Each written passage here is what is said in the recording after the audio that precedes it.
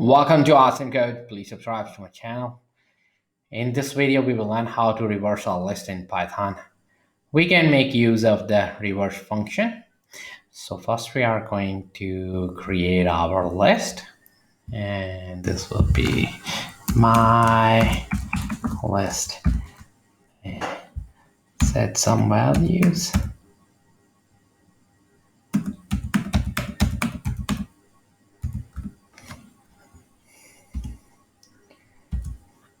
And now we are going to use for loop for I in reverse function, and we are going to pass in my list.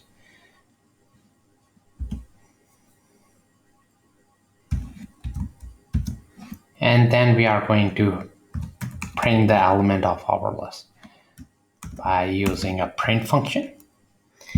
And now we can run our code. And we have our list printed in a reverse order. To keep on learning, please subscribe to my channel Awesome Code. Like my video, keep supporting me, and thank you for watching.